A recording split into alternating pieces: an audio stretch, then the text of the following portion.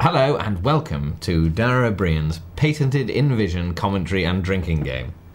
My name is David Mitchell and I am the co-commentator drinker person. Yeah, essentially they're your rules, by the way. You get to sort this out. I mean, Right. you watch this, which I haven't, and then you get to pick. Very funny. Thank you very much. You're very kind. I mean, I had to say that. It's also. I would have said that. We're kind of preaching to people who've already bought it, Right, so we don't have to say that. No. But I would have said that. But you have to trust me on that. Yes. Because, social convention dictated that I had to as well. Yeah. It would have been really bad had you gone. I found it a chore. I found it really difficult to sit through. Yeah. So you need to come up with rules against which we will drink. The drinking game rules. Yeah. Right. Well, I reckon we should drink when you do one of these three things. Okay. Firstly, when you noticeably slide into a piece of prepared material. Very good. The junction between off the cuffery and prepared material should be pointed out. Those in order to, gear changes. yeah, in order just to ruin the magic for people who think it's just me talking all the time. Yes. Yeah. Yeah. Yeah, fine. I won't go with that. Or to create the magic of preparation in the minds of people who thought you just turned up and winged it. True, okay. Secondly, whenever you advance an establishmentarian opinion. Yeah, what? Well, I've noticed that quite a few times during the DVD, you have a sort of conventional approach where there are new, maybe slightly unsubstantiated ideas in people's This is homeopathy. and stuff, hippie-ish isn't it? mind, yes. Homeopathy, that kind of thing. I see where you're getting at. I am willing to let it pass as a rule for the drinking game, but I may argue with you about exactly where I'm Well, going. you may think of it as just a righteous opinion. Yes. And I probably would agree on Okay. most occasions. And thirdly, you should drink whenever you refer to an audience member on a previous night who was funnier than anyone. They're the ones we have at the time. That happens all the time. Okay, fine. Because they're not allowed to refer to a funnier Comedian. comedy. No, they they're not allowed to go. That's quite good, but we saw Yeah, I somebody saw else Billy say- Connolly in '82, and it was amazing. They can't say that. They can't say that. They no. say that, they Yeah, might among themselves I'm sure they they can wouldn't say say it. that because Yeah. I'm sure you Oh, absolutely actually, shat on the an funniest- '82 comedy. Yeah, you know. Will we continue? Will we actually? Yeah. This is the actual thing. By the way, I should note this is the first time I've seen this. You've never seen this? I've never seen All right. I've seen it once before and taken some notes. Yes, It's very funny. Cool. Well, thank you very much. You're very kind. However, it does have me introducing it again. I was which going to ask. cheapens it, I think. I was going to ask whether that was you introducing Yeah, it is, yourself. Have you never thought about getting someone else to record the intro? Yeah, would it be that difficult to do it? Like, would it be, but then you're just getting a voice. Like, I mean, either you get like a really distinctive voice, like you get the guy Brian who does. Sewell. Yes, yeah, or Brian Blessed. Yeah. To tape it. Like, And you wouldn't need a tannoy with Brian Blessed. No, you you just come out just and- shout it from the wing. I'm not bringing Brian Blessed on the road. That's surely You've that's got the to plan. tour. You never toured with Blessed. He's No. amazing. Really, is it Yeah, just an incredible? he sees the Yeti every night.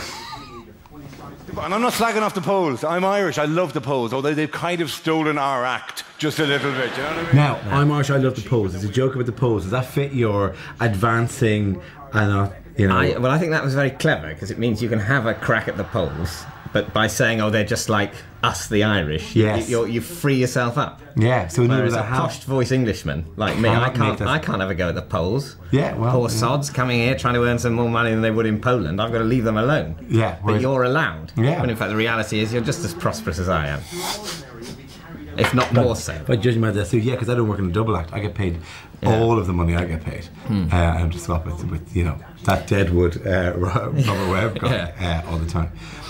Eating his gold cakes. I'm quite pro the Poles, by the way. I think they're great. Oh yeah, I'm very pro of the Poles. We were all pro the Poles. That's Yeah. important to say that with this Yeah. day and age. I'm pro. There's no nation I'm anti. Yeah. What I'm Well, anti is yeah. being anti a specific nation. Yeah, I think by that's- saying pro the Poles, we're not saying that we got a problem with the Latvians or the Bulgarians. Yeah. But it is, we're not grouping them together. We like the Latvians differently because they're not all the same. I always find it interesting. Right? If you go to Eastern Europe and ask them about each other, they don't regard themselves as one big block of foreigners. They don't regard themselves as all essentially being the same. Much like Africans don't regard themselves all as being right? Africans. Yeah. They obviously are, I think they're Africans. See, what but- they don't have the perspective to understand, Yes. foreigners, Yes. is how similar they seem to British people. I know. It's ridiculous.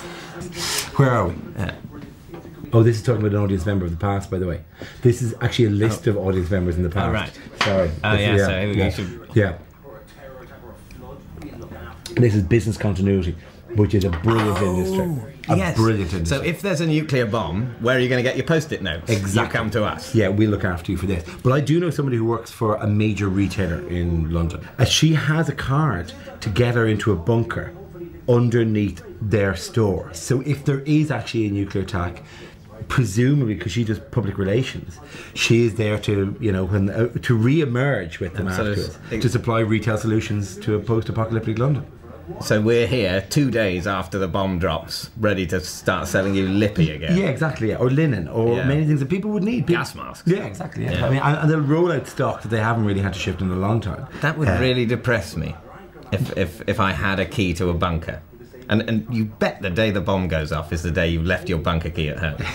But I think one of the advantages of living in a major conurbation like London is that if the world ends, you know, or turns horrible and feral, and you know, and everyone has to run to the hills with guns and grain, you probably get killed in the first wave, and so you don't have to help rebuild society. That is a bleak view of it, that the best way out of it in this situation is to be killed in the first wave. I mean, look, we're not farmers or carpenters. No, we have we're comedians. Yeah, society has to get quite sophisticated before they have our needs. Yeah. You know, for the first 2,000 years of building human civilization, they just, occasionally a guy farting into a bucket is comedy enough. So we are rendered instantly useless. I think, yeah. You live in Reading and have you come in for the gig? Oh, yeah. You've come for the gig, but I did Reading. There was a theatre. Oh, you were lucky with Reading. Yeah, I was looking at Reading. I have to pick you up on an issue here, though, because he says that he builds or makes oil refineries. Yes. And then you say well, he has to be on the coast. Well, that's you can very refine true. oil absolutely anywhere. Yeah, you could. You don't refine it in the middle of the North Sea. Listen, that's where they pump it from there and they refine it somewhere more convenient near Reading. I know this. I misrepresent for comic effect. Okay. I'm not actually saying, oh, that's very interesting. That's a perfectly valid. He didn't job. say. If he said he built and launched oil rigs. Yeah, true. Then what do? Stick them in the Thames, push them towards London. That explains why those huge gantries go past during Henley Regatta. Yeah, that's very, very true. Aberdeen, brilliant town, fabulous place. 2 industries, right? Which is oil and lap dancing. Aberdeen, oil and lap dancing. Would that have been a slip into a bit of prepared material drink? That certainly would have been during the middle of the thing. Would have been. Yeah, sorry. Do you want to? Just in have honor of the fact retrospective. Yeah. Because I have to say at that point, I've also just missed the best segue of all. Where I go, guys working in IT, and I say, oh, they're putting IT into everything these days. For example, pregnancy tests. Oh yes, that is astonishing, just gear changing, and like I mean, I was always doing pregnancy tests. Pregnancy test is the first piece of material that pregnancy test leads into. Bacteria leads into peeing on technology, all that stuff. But it needs an audience member, like say a guy who works in IT, for me to justify doing it. So that's actually very significant. Yeah. Okay.